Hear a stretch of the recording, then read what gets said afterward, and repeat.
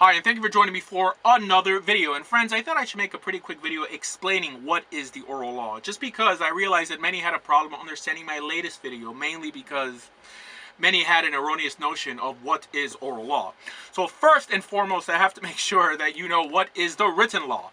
Friends, the written law, or Torah Shebiktav, is the 5 books of Moses, but specifically the commands or instructions within it, also just known as the Torah. And this does not include other books of the Hebrew Bible like the prophets. Now, we know that everything we believe has to be sanctioned and authorized within the 5 books themselves. So, in the 5 books, we're commanded to heed the instructions of the court or judges. The court is what became known as the Sanhedrin, or the Great Court, or the Beit Din HaGadol.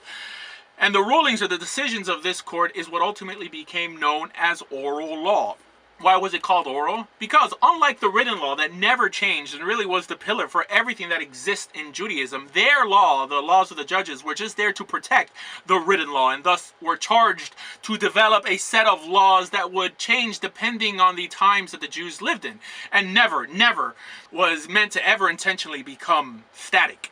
In other words, there were laws that traveled orally from court to court instead of the constant written law that never changed. Why did we need an oral law? Easy, friends, because it would almost be impossible to run a society without it. In other words, it was the job of the oral to keep Israel living the written Torah in a unified manner. I mean, can you honestly imagine if every Israelite was expected to keep the laws within the Torah the way he or she saw fit? People would keep holidays on different days, they would slaughter animals differently, and the priests would disagree amongst themselves on how to perform the temple services, which is what we see with Karaite Jews, who eventually had to develop an oral law for themselves to try to keep Torah in a unified manner. So in other words, the Almighty took this into account when he himself commanded us in Torah to adhere to the instructions of the Great Court. Actually, if you think about it, all other religions have a similar model.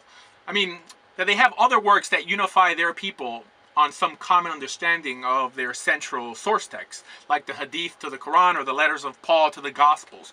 However, one principle, at least from a Judaic perspective regarding the court's rulings, is that it can never add on to the commands of Torah or contradict them in any way. In other words, if it does create a practice or a custom, let's say like Purim, it is always correctly labeled rabbinic and not Torah. Although, even if it did come from the court sitting on the Temple Mount, it would still be binding from a Torah level. And that also goes for establishing metaphysical reality. Only Torah, the source text, in our sense, given by God himself, can determine those things. And not to mention because these rulings are still man-made and not from God. Although, like we said, God himself sanctioned their authority to rule in Torah. And unfortunately, friends, you will see that this is not a distinction made today. No, friends, today, everything, whether rabbinic or from the Torah, is held to the same degree. Mainly because the mystics have mystified the court's legal rulings that ultimately make us think that they, because they're mystical now or on a metaphysical level, are not just created by man, but are in some way equivalent to Torah themselves. Chas v'shalom. So, what is the oral Torah today, and where does it come from? Well, friends, one of the portions in Torah that justify the creation or establishment of the Great Court is, like we said, Deuteronomy 17 in Parshat Shoftim, which tells us that this court would judge only from the place that God would choose, which we all know was eventually Yerushalayim on the Temple Mount. In other words, their Torah authority to judge only existed while they ruled their court from the Temple Mount.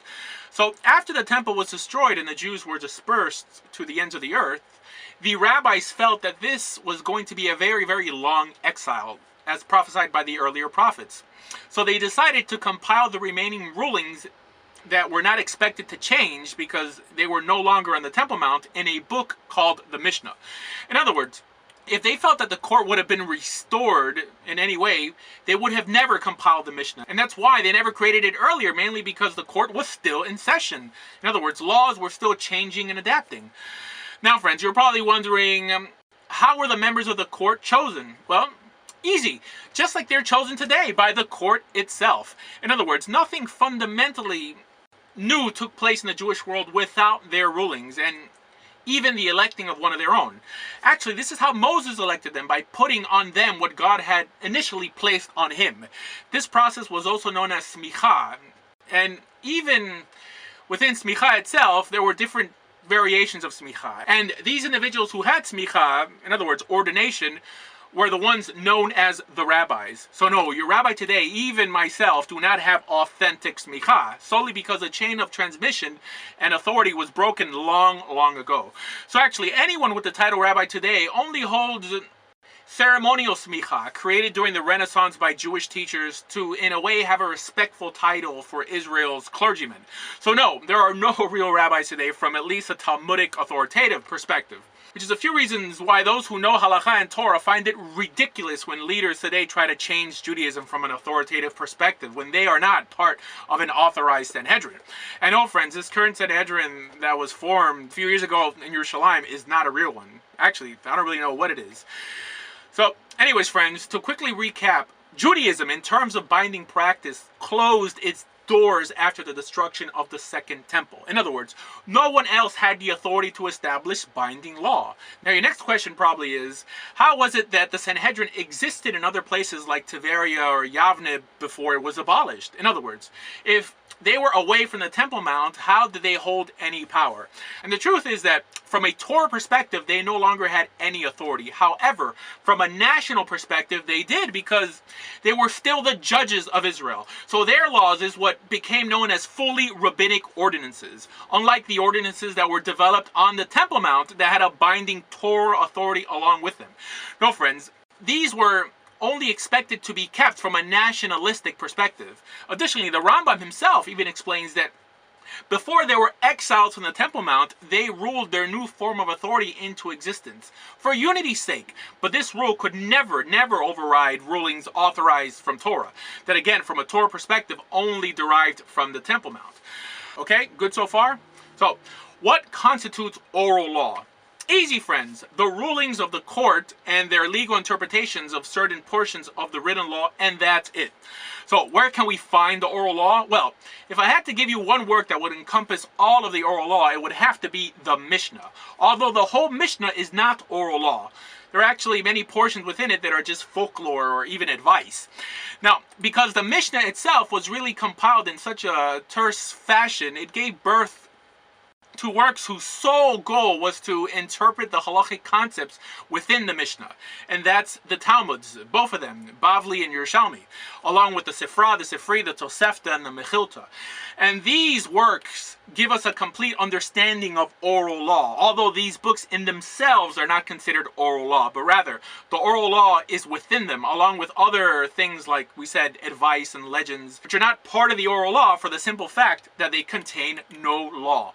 Long story short, the doors of the oral law and halakha, which is the practical application of oral and written law, were shut with the disbandment of the Sanhedrin, the Great Court, shortly after the destruction of the Second Temple. Which means that no one could create, modify, or dissolve halakha or Jewish law from then on. And no matter how great the rabbi may be, everything he says and will ever say will only exist in the realm of opinion, and disposable opinion at that.